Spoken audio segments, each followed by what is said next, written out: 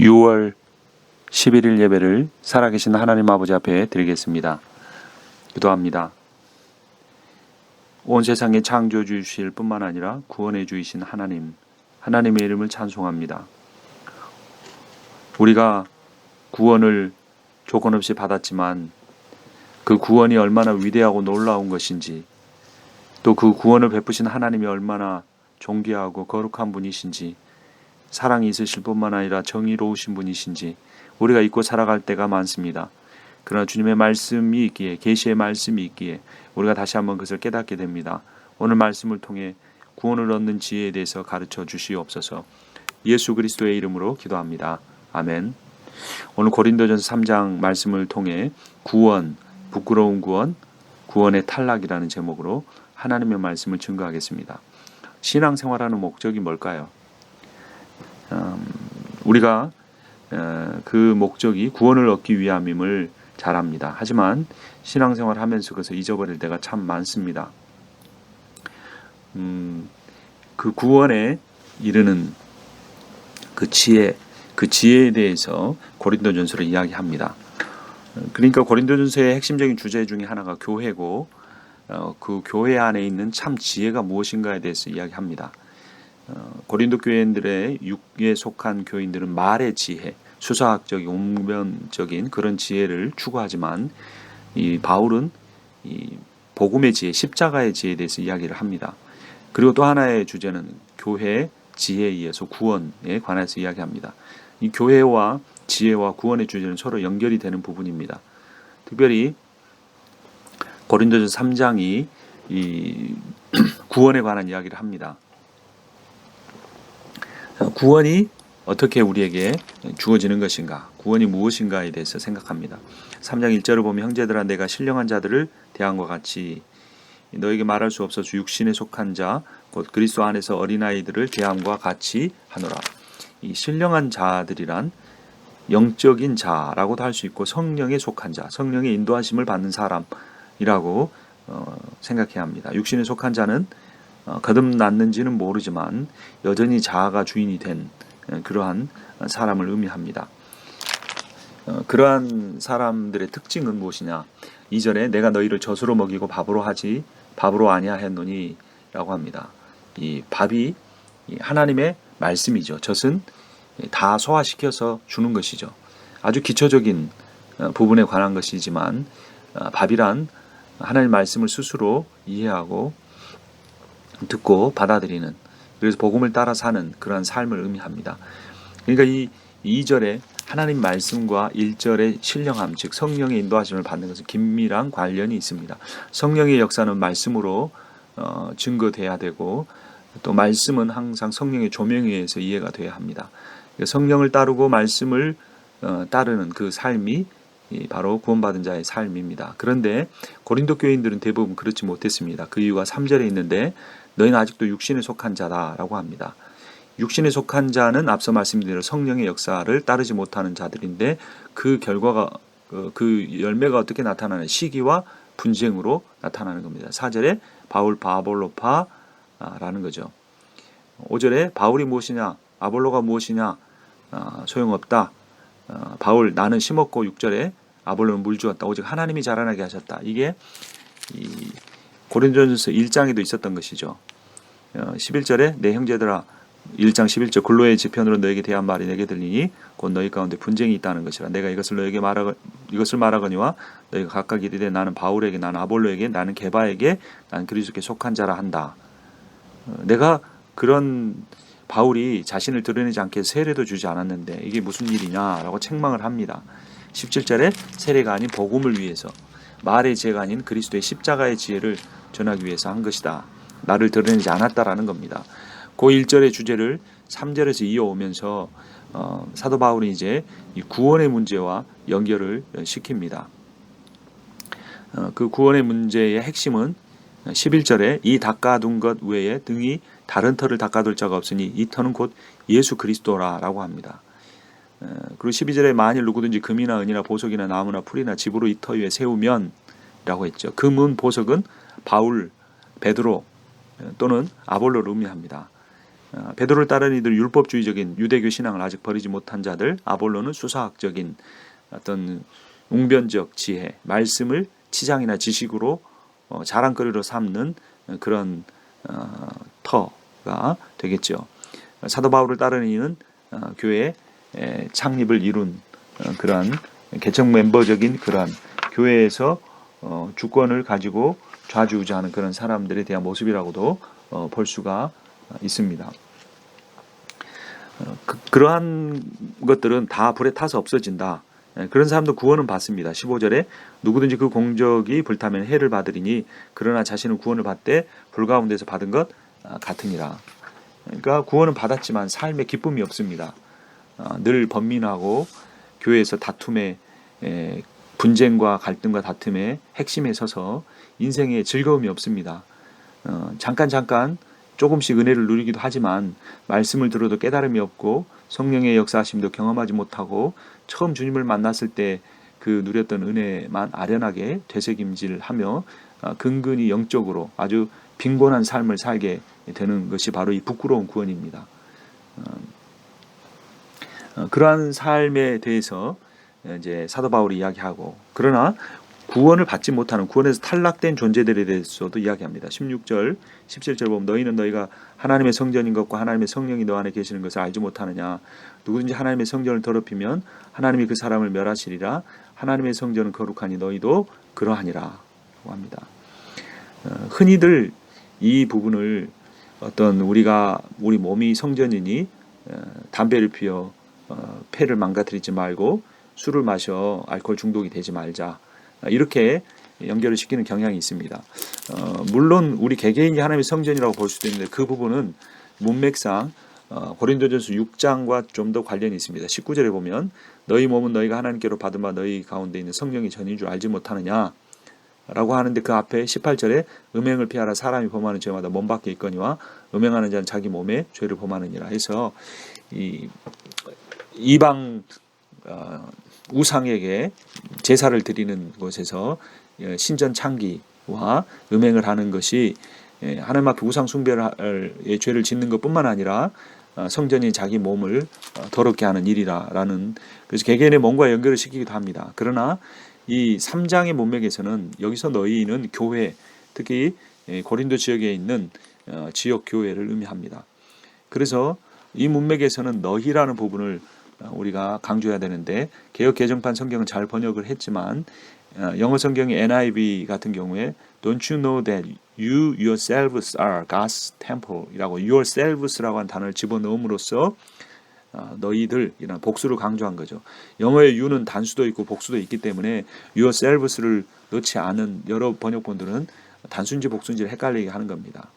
그러니까 이게 말씀의 핵심은 뭐냐면 16절에 교회 전체를 더럽히는 일, 그것이 17절 누구든지 하나님의 성전을 더럽히면 하나님이 그 사람을 멸하시리라. 하나님의 성전은 거룩하니 너희도 그러하니라. 여기서 구원에 탈락된, 구원을 받지 못하는 존재, 구원을 받았다가 그 구원이 없어지는 것이 아니라 처음부터 구원받지 못했던 자들에게 나타나는 현상이 무엇이냐. 교회 안에 들어와 있지만 신천지가 아주 잘못된 목적을 가지고 교회 안에 들어와서 헌신 봉사를 하고 인정도 받고 직분도 받지만 나중에 자신이 힘을 가졌을 때 교회를 쓰러뜨리고 이단에게 그것을 갖다 바치는 것과 같은, 그러니까 처음부터 구원받지 못한 자들이 결국에 나중에 그 열매가 어떻게 드러나는가, 하나님의 성전을 더럽히는, 즉 교회를 어지럽히는 일을 한다라는 거죠. 그래서 여기서는 개개인의 성전됨보다는 공동체의 성전됨을 강조하고 그 공동체의 성전을 더럽히고 무너뜨리는 것이 죄라는 사실을 깨닫게 됩니다.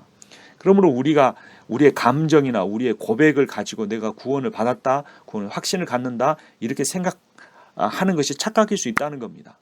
물론 한 번 받은 구원은 흔들리지 않죠. 하나님 창세전에 계획하신 대로 하나님 구원받은 백성을 우리의 어떤 응답에 의해서 구원하시는 것이 하나님의 계획을 따라 구원하시면 우리는 그 하나님의 계획에, 하나님의 구원의 계획에 들었는지 안 들었는지 우리 스스로는 알 수가 없습니다. 안다고 하면 가장 큰 교만이요 맹신이 되는 겁니다. 거기서 모든 자만이 나오고 신앙생활을 대충대충하는 그런 일들이 나옵니다. 한 번의 구원은 흔들리지 않고 영원하지만 그 구원의 주권은 온전히 하나님의 손에 달려 있습니다. 우리가 그것이 과거냐 현재냐 미래냐도 알 수가 없고, 그럴 때 우리가 하나님의 주권에 온전히, 하나님의 은혜에 우리의 구원이 온전히 달려 있다는 사실을 깨달을 때 우리는 두렵고 떨리는 마음으로 우리의 구원을 이루어 간다는, 우리의 어떤 행위로 구원을 쌓아간다는 것이 아니라, 공든탑을 쌓아간다는 것이 아니라 하나님, 구원의 주권과 은혜를 가지고 계시는 하나님을 두려워하고 그 하나님을 사랑하고 하나님을 신뢰하는 삶을 살게 되면 절대로 교회를 더럽히는 일을 할 수가 없다라는 겁니다. 구체적인 일로 고린도전서 5장 이후에 보면 음행이 있는데 이 음행이 어느 것이냐, 아버지 아내를 취하는 그 음행에 대해서 1절에 대해서 이야기합니다. 그리고 6장이 세상 법정에 송사하는, 교회 안에 문제를 만들고 다투고 분쟁하게 하고 세상의 힘들을 가지고 와서 문제를 해결하려고 하는 것들, 이러한 악한 죄들에 대해서 윤리적이고 어떤 교회론적인 그런 죄를 짓는 것에 대해서 사도 바울이 지적을 합니다. 그래서 우리가 죄송합니다. 그 구원의 문제를 우리가 쉽게 생각해서는 안 됩니다. 특별히 이 구원을 자신이, 하나님과의 구원은 관계적인데 내 삶의 주권을 하나님 앞에 드리는 것인데 그 관계적 구원이 온전한가, 그것을 점검하는 방법을 18절에서 제시를 합니다. 아무도 자신을 속이지 말라. 너희 중에 누구든지 이 세상에서 지혜 있는 줄로 생각하거든 어리석은 자가 되라. 그리하여 지혜로운 자가 되리라. 이 세상 지혜는 하나님께 어리석은 것이니 기록된 바 하나님은 지혜 있는 자들로 하여금 자기 꾀에 빠지게 하시느니라 하였고 라고 합니다. 또 주께서 20절 지혜 있는 자들의 생각을 헛것으로 하신다. 그러니까 참 지혜로운 사람 많습니다. 하버드를 나와서 뉴욕 증권가 월가에 있으면서 돈을 버는 똑똑한 사람도 있지만 학벌이 없어도 장사와 비즈니스를 잘해서 자수성가해서 돈을 많이 버는 사람이 있습니다. 그리고 우리는 지혜 있다, 참 처세술에 능하다 이렇게 생각을 하죠. 그런데 하나님은 그렇지 않다는 겁니다. 경제적인 것뿐만 아니라 관계적인 면도 마찬가지입니다. 어떤 사람은 어떤 정치학을 배우고 좋은 스승을 만나서 어떤 공동체의 리더, 존경받는 리더가 되는 사람도 있지만 학벌이 좋지 않다고 할지라도, 또는 뭐 자기에게 어떤 대단한 무력적 힘이 없다고 할지라도 어떤 굉장한 세속적 지혜를 가지고 사람들을 휘어잡고 이끌고 가는 그러한 사람들이 있습니다. 고린도 교회도 그런 사람들이 있어서 바울파, 아볼로파, 그리스도파, 베드로파를 만들어낸 것이죠. 그들의 공통점은 뭐냐면 자신을 드러내는 겁니다. 자신이 그 모든 것을 주관해가고 이끌어가는 그런 일들을 행하는 겁니다. 한국교회, 한인교회 교단을 보십시오. 얼마나 안타까운 일들이 많이 일어나고 있습니까? 세상 사람들이 봐서도 저렇게 해서는 안 된다고 하는 일들을 어떤 돈의 힘을 통해, 어떤 사람의 인맥을 통해 하나님의 말씀을 거스르는 일들을 하고 있는 것을 볼 때 그것이 스스로 지혜 있는 자들인데, 하나님께서는 결국 그 모든 세속적인 지혜를 헛것으로 만드실 것이다 라고 말씀하는 겁니다. 그러면 우리가 가져야 할 지혜는 무엇입니까? 22절에 바울이나 아볼로나 게바나 세계나 생명이나 사망이나 지금 것이나 장래 것이나 다 너희의 것이요 너희는 그리스도의 것이요 그리스도는 하나님의 것이니라 라고 말합니다.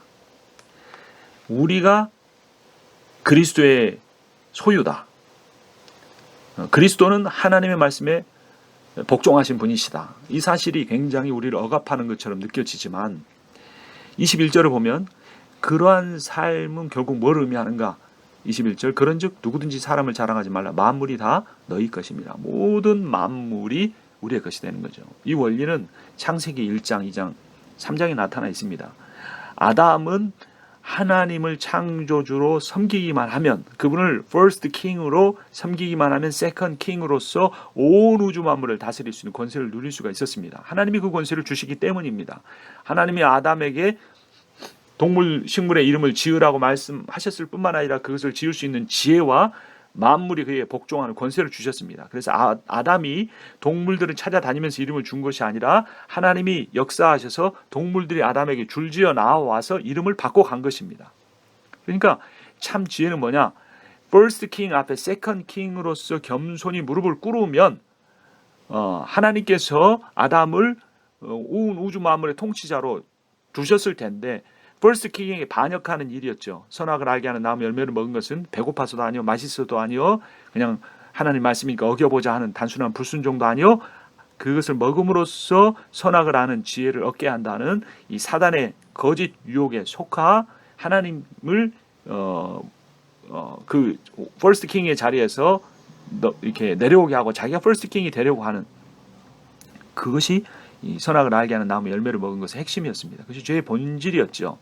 그러니까 아담은 인간이었는데 하나님이 되려고 했다가 사망과 죄의 권세인 사단의 종이 되어버렸고, 그래 예수 그리스도는 하나님이셨는데 인간이 되셔서 복종하셨는데 죽기까지 복종하셨던 것이 빌립보서 2장 5절 이하의 말씀에 나왔고, 그렇게 예수 그리스도께서 십자가에 죽기까지 복종하심으로써 퍼스트 킹에게 순종하셨는데 세컨드 킹이 그 복종을 위해서 저 만물보다 더 낮은 자리에 가시고 십자가에서 가장 치욕스럽고 고통스러운 죽임을 당하셨지만 모든 제자들과 모든 사람과 세상의 권세자들로부터 배척을 당하고 그러셨지만 결국에 하나님이 그를 지극히 높여 하늘에 있는 것들과 땅 위에 있는 것과 땅 아래에 있는 모든 무릎을 그의 앞에 꿇게 하셨다라고 하심으로써 예수 그리스도가 세컨드 킹으로서 삼위일체니까 퍼스트 킹과 마찬가지지만 우리가 이해하기 쉽도록 세컨드 킹으로서 이 모든 것들의 주관자가 됐다는 이 말씀이 이 창세기 초반부에 있는 말씀이나 빌립보서 2장에 있는 말씀이 연결이 되어서 이 바로 이 고린도전서 3장 후반부에 나타나 있고, 이것이 복음이라는 겁니다. 굿뉴스라는 겁니다. 예수 그리스도의 제자가 될 때에 우리가 그 만물이 다 우리의 것이 된다.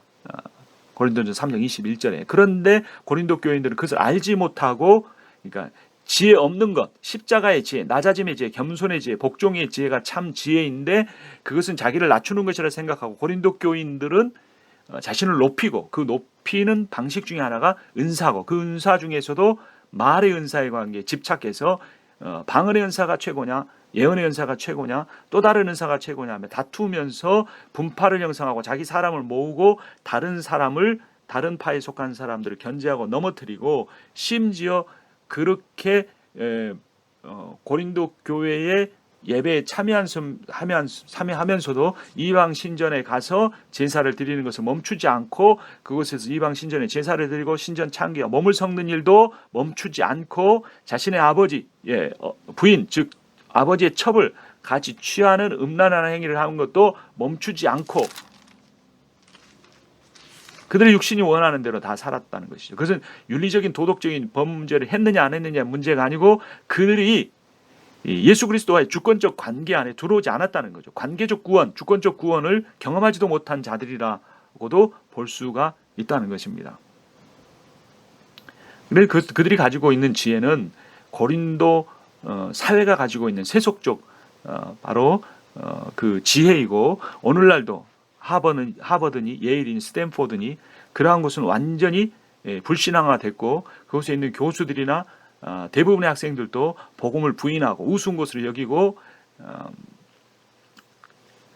진화론의 맹신자, 진화론을 하나의 가설로 여기는 것이죠. 종교화해서 그것을 따르는 이들인데, 예수 그리스도를 믿는 사람들도 자녀가 그런 대학에 갔느냐 가지 않았느냐를 가지고, 세속적으로 얼마나 드러낼 만한 직업을 가지고 있느냐를 가지고, 연봉이 얼마냐를 가지고 하나님의 복을 받았다고 생각하는 것은, 그것은 바로 세속적인 지혜와 이 지혜를 쫓았던 고린도 교인들의 모습과 조금도 다를 것이 없다는 것입니다. 그것은 다 12절에 만일 누구든지 금이나 은이나 보석이나 나무나 풀이나 집으로 이 터 위에 세우면 각 사람의 공적이 나타날 터인데 그날의 공적을 밝히리니 이는 불로 나타내고 그분이 각 사람의 공적을 어떠한 것을 시험할 것이라. 다 불타버릴 것들을 좇고 있는데도 그것이 하나님이 주신 복이다라고 말하는 거죠. 그리스도인은 하나님이 주신 복보다 그 복을 주신 하나님을 좇아야 되는데, 그 수준에 이르기는커녕 하나님이 주신 복조차도 하나님이 주신 복이 아닌 것을 하나님의 복이라고 여기며 살아가고 있는 모습들이 있다는 것입니다. 물론 세상적으로 사회적으로 경쟁력이 있는 대학에 가는 것도 좋지만, 내가 부모로서 자녀에게 어떻게 십자가의 복음을 가르쳤느냐, 내가 자녀를 윽박지르고 자녀에게 세속적 성공을 강요하는 부모가 아니라 자녀를 있는 모습 그대로 사랑하고 예수의 복음으로 그를 섬기고 겸손한 부모의 태도를 가졌느냐, 부모가 부부 사이에서 얼마나 서로를 사랑하고 섬기고 존경하는 모습을 자녀에게 보여주었느냐, 그런 관계가 되어 있다면 이 세상을 복음으로 변화시키기 위해서 열심히 공부하고 하버드, 예일, 스탠포드, 버클리 가는 거 괜찮습니다. 그것을 가느냐 가지 않느냐의 문제가 아니죠. 어떤 직업을 갖느냐 어떤 직업을 갖지 않느냐의 문제가 아닌 것이 아닙니다. 그것이 아닙니다. 우리가 이 말씀을 묵상하는 또 하나님의 말씀을 사모하는 사람들입니다. 그런데 우리 개개인이 아닌 이 고린도전서 3장 17절은 16절과 17절은 개개인이 아닌 공동체로서의 교회 그리고 그 특별한 이해관계에 따라 분파를 형성하는 내가 좋아하는 사람 좋아하지 않는 사람을 따라서 분파를 형성하는 내가 좋아하는 목사님 좋아하지 않는 목사님 따라 분파를 형성하는 것이 아닌 그것을 통해 자기를 드러내고 자기가 종교적으로 추구하는 어떤 특별한 은사에 매어 달리는 그럼으로써 자기의 크리스찬의 정체성을 확인하려고 하고 구원의 근거를 마련하려고 하는 것은 공적이 불타는 해를 받는 구원입니다. 근데 거기서 더 나아가 여전히 정말 서로의 공동체를 무너뜨리려고 하고 지극히 악한 윤리적인 도덕적인 범죄에서 떠나지 못한다면 그것이 단시 자신의 육신적인 연약함 때문이 아니고 복음을 잘 이해하지 못하고 그리스도의 주권을 인정하지 않기 때문에 그런 삶을 살고 있는 것이라면 우리는 정말 회개해야 합니다. 그것이 내가 구원받지 못한 증거일 수도 있기 때문에 그렇습니다. 세례 받았다고 구원받는 거 아닙니다. 성경을 외운다고 구원받는 것도 아닙니다. 내가 방언으로 기도한다고 구원받는 것도 아닙니다. 교회에서 직분받는다고 구원받는 건 더더욱 아닙니다. 구원은 예수 그리스도의 복음, 복음이신 예수 그리스도 그분이 나의 삶의 구세주일 뿐만 아니라 세이비얼 뿐만 아니라 주가 되시는 로드가 돼서 그분과의 인격적 관계 속에서 이루어져 가는 것입니다. 그 구원은 전적으로 하나님의 주권에 예수 그리스도의 주권에 달려있기 때문에 우리가 그분의 주권 아래 엎드리지 않는 겸손한 모습이 우리에게 보이지 않는다면 베드로가 예수 그리스도의 나를 따르라 내가 너를 사람을 낚는 어부가 되리라 말씀하셨을 때 배와 가족을 버리고 떠나는 결단이 없었을 때라면 그가 아무리 그의 삶의 터전에서 율법적이고 종교적이고 그런 어떤 주술적인 신앙생활을 한다고 구원에 이르는 것이 아닙니다. 신앙생활의 목적은 구원입니다. 시작도 구원이요 결말도 구원입니다. 그것을 우리가 명심하며 살아야 되고 구원은 조건 없이 받는 것이지만 쉬운 것은 결코 아닙니다. 바로 깨달아야 하고 그 깨달음에 우리의 육신적 욕망을 다 십자가에 못 박고 그리스도와 함께 십자가에 죽고 그리스도와 함께 부활함으로써 그분이 나를 구원해 주시는 것이기 때문에 구원의 주권이 온전히 하나님께 달려있다는 말이 내가 아무것도 해야 한다는 말이 결코 아닙니다. 물론 우리는 아무것도 할 수 없지만 단지 우리가 할 수 있는 것은 무엇이냐면 우리를 십자가에 내어 맡기는 것입니다. 그것은 할 수 있습니다. 그것을 맡기지 않고 죽지 않으려고 하고 한다면 세례를 받으려고 하는 사람이 물속에 한번 들어갔다 나와야 되는데 물이 너무나 무서워서 들어가지 않고 몸을 꽉 힘주고 들어가지 않고 있다면 물장구를 치고 대서양을 건너 헤엄을 치고 왔다 갔다 하고 아무리 해봐야 그 구원이 될 수 없다는 겁니다. 물속에 들어갔다 나와야 되는데 들어가면 죽음을 의미하기 때문에 자신의 생명을 하나님 앞에 맡겨드리는 것이 그 세례의 진정한 의미고 그것이 구원에 관한 것입니다. 구원이 우리 신앙생활의 목적인데 그 구원에 대하여 우리가 두렵고 떨림으로 사도 바울이 고백한 것처럼 내 것을 증거한 후에 내가 버림받을까 하는 그 두려운 마음을 가지고 끝까지 충성을 했던 것처럼 그 구원의 모든 주권을 시간을 초월하여 장소를 초월하여 모든 교리와 모든 것들을 초월하여 가지고 계신 하나님과 예수 그리스도 앞에 두렵고 떨림으로 복종함으로 감사함으로 찬양함으로 이루어가야 할 것입니다.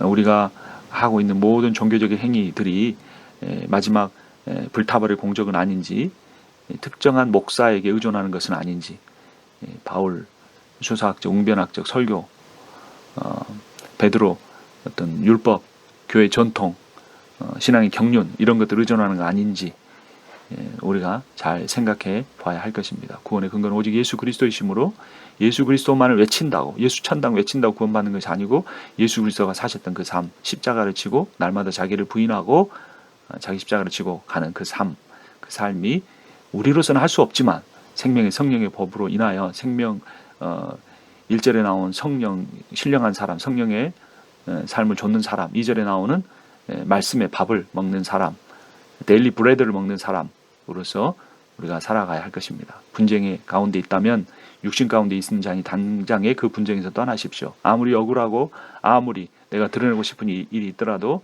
그것으로 인한 한 사람에도 실족해 한다면 어리석은 방법을 내려놓고 성령의 인도하심을 구하시고 하나님이 주시는 방법대로 순종해 가야 할 것입니다. 우리가 그것을 위해서 여러 가지를 하지만 우리는 부분적으로 할 뿐입니다. 오직 하나님께 사시는 일이므로, 그러나 우리는 하나님은 우리를 통해서 일하시니 9절에 말한 대로 하나님의 동역자로, 하나님의 밭이요 하나님의 집으로서 함께 하나님의 은혜를 따라 예수 그리스도의 그 터 위에 함께 구원의 집, 교회의 공동체의 집을 지어가기를, 또 말씀 묵상하는 공동체의 집을 지어가기를, 제일 한 장로교회 또 교회의 집을 지어가기를, 또 다른 각자 이름의 교회를 지어가기를 주님의 이름으로 축원합니다. 기도합니다. 우리의 구원의 근거가 되시며 우리의 그 구원의 열매가 되시는 예수 그리스도 복음이신 주님을 찬양합니다. 우리가 하나님의 성전인 것, 공동체성임을 기억하며 교회를 넘어뜨리거나 실족하게 하는 어리석은 삶을 살지 않게 해주시고 정결케 하여 주시고 서로 사랑하며 섬기며 살게 해 주시옵소서. 예수 그리스도의 이름으로 기도합니다. 아멘.